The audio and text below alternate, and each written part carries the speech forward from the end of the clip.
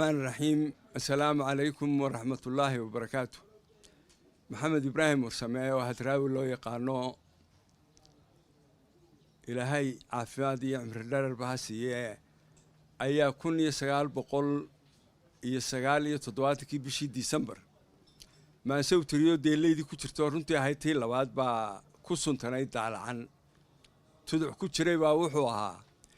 إن ويتدا في عذر دانش سعودو دول با جري داعون سماها أسل ترم دورشو درجة أبورين ما وقتها إن دور كيو أنت نعب درسو عدل شيء قرن كيو قلن كيا دواديو دردرada aqoontiyo deelayda curatiye inaga ka daba tagi durbaankay tuntumayaan dawankeenu sida sida tan baabeen maanta goladeenu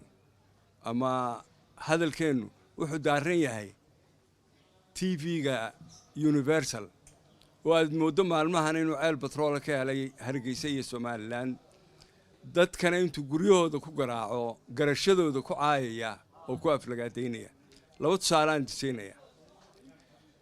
bishii hore 12keedii Jimce ahayd Jimcaha horti dhowrkii cishe ka horeeyay telefoon baa guriga la igu soo diray dabeedna waxa la igu yiri dood Jimcaha ayaanu doonaynaa inaad nagala qayb gasho nin Cabdi Xaafid leeyahay ayaa ii soo diray oo u shaqeeyay telefishinka oo fulinayay siyaasadii telefishinka waxba hadalka uma badin waxaan ku yiri waan hargabsanahayo ma karayo sabti axad baa ahayd wuxuu igu yiri bal ilaa arbacada waxaan ku yiri ka soo hormarso salaasada aynu wada hadallo waan wada hadalay waxaan ku yiri ma iman karayo manantay karayno habeenka waxaan ka hadlayay Mansoor oo Cismaan Askari Cismaan Aadan Xuseen ayaa buugiisii ama diiwaankii maansooyinkiisa la soo bandhigayay ee maguuraan anoo bogcada khayrka qabta tagi karayana meel duryan iyo dhuran ka socdo ma aan tagi karayn habeenkaas aad ku dhamaatay markii aan Mansoor ka soo baxay aan telefishinka yaagay mise Cabdiraxmaan Baadiye iyo waxaan dhaamin baa ku jira dooda wuxuu ila soo hadlay inankaasi Cabdi Xaafid haddana jimcihii dhaweyd hortii in yar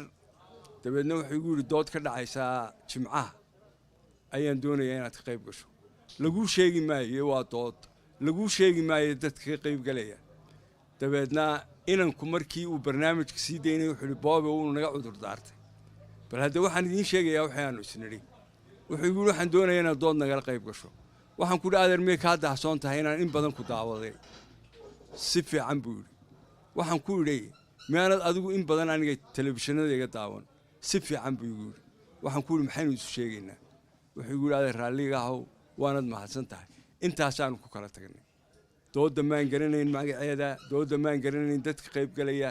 siyaasaa lagu soo badheerayo telefishinkaasi uu garaadkaaga iyo garashadaada u caayaya laba mowduuc waa u badan waxyaabaha telefishinada laga hadlayo meelahaas maalmahan dambe soo baxay mowduuc waa mowduuca midnimada dhimatay maratay ee lufanka iyo laafka noqotay ee aynaan meel lagu hadalhayo aynaan haynin midnimada Soomaaliland meel bay ka taagan tahay shacbiga Soomaaliland meel buu ka taagan yahay duqiino madaxda ahaa ee 60kii xamar 750kii 850kii 950kii iyo 60kii midnimada u tagay dardaaran buu naga tagay Maxamed Xaaji Ibraahim cigaal annagu aad soo joogno bishii March 1993kii isagoo la hadlayay shirarkii dib u heshiisiinta Soomaaliyeed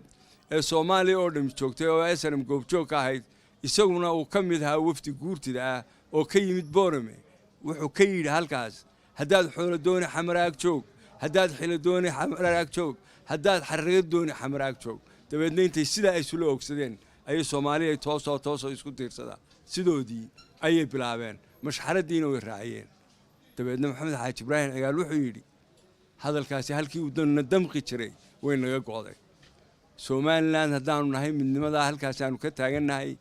dardaaranka Maxamed baanu ka haynaa Maxamed wuxuu nagu yiri oo uu nagaga tagay isagoo labada gole la hadlaya dhowr iyo 90kii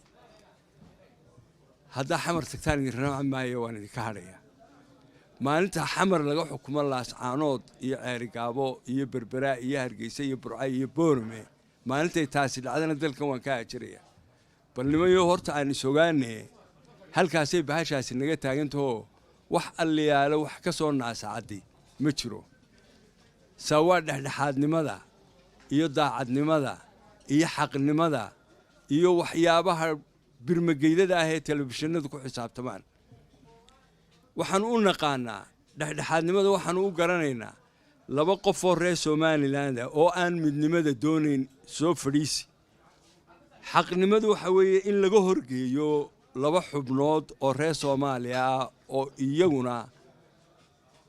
Somalilandnimada iyo in Somaliland madax banaanato daafacaya labada isku horgeyntooda waxaan u naqaanaa fairness iyo dhexdhexaadnimo waxaan u naqaanaa dhexdhexaadnimada laba reer Somaliland iyo laba reer Soomaaliya oo ka doodaya midnimada in la iska hor keeno magool baa heesa lahayd baa waxa ku jirtay hadday gacantu sidan tahay sidan waanu naqaanaa sidan waan naqaanaa sidanna waanu garanaa hadday gacantu sidan tahay sir bay cirib ku leedahay wixii aan waxa ahayn xaq maaha dhexdhexaadnimadu waxay ku jirtaa in wariyuhu uu dhex u noqdo labada doodaya dhexdhexaadnimadu waxay ku jirtaa in mikrofoonka lagu wada hadlayaa isku mid yahay dhexdhexaadnimo maaha in midna mikrofoon caynkana loo dhiibo midna halkan loo siro maaha dhexdhexaadnimo maaha in wariyuhu u kala dhawaado labada qof ee uu dooda wadaajinayo arrinta kale ee meesha ku jirtaa waxa weeye had iyo gooraale lagu doodaa 30 sanadood baa baadi doonaysan ictiraafe maxaa haysaan soo meedan soo waayn waxaynkaas halkan waxaan ka cadeynayaa oo aan ka sheegayaa 30 sanadood cimriga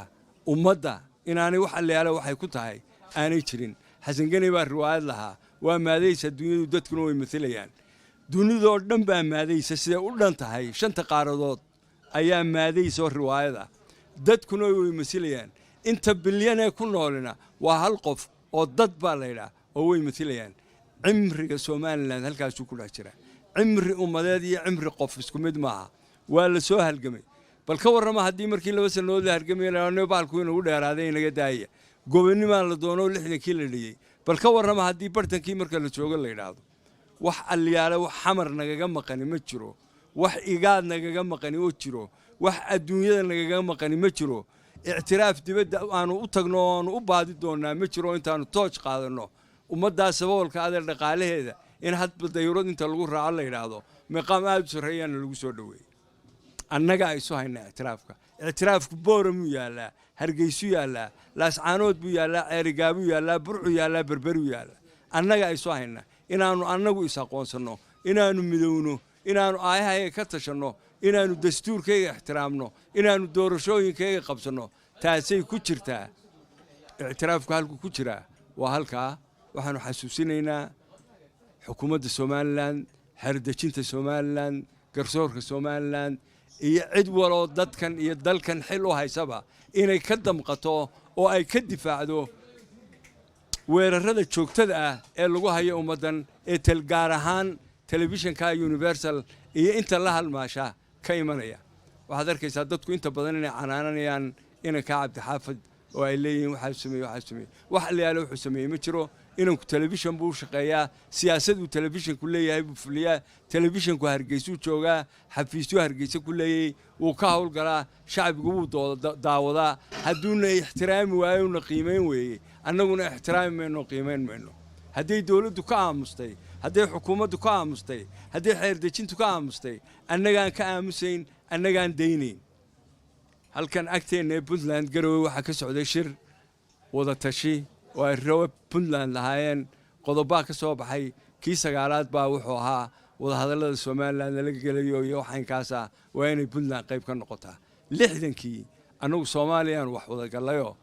wixii aan wada galay Soomaaliyin buu naga dhaxeeyaa cid kale oo uu na dhex maraya ma jirto laba baanu kala dooranaynaa inaanu Soomaaliya la hadallo iyadoo Soomaaliya idinku Soomaaliya ka tirsantiin idinkoo kamid ah ayuun baa soo fadhiisanaysaan miiska marka anagu Soomaaliland la hadlaynaa hadaanu doonana anagu baa xuduudaha iyaga iyo danaha iyaga iyo beelahadeedu gufeynayno cid aliyaana cid aanu la hadlaynaa ma jirto markaanu hawlaha iyaga dhameysano aanu midnimadeeda iyo qabyadeeda iyo beelahadeeda dhan daboolo sandulla afgoos way ku tahay dunyadu inayna ixtiraafto saanabada iyo nolosha iyo isgaarsiinta iyo isdhexmarka iyo isu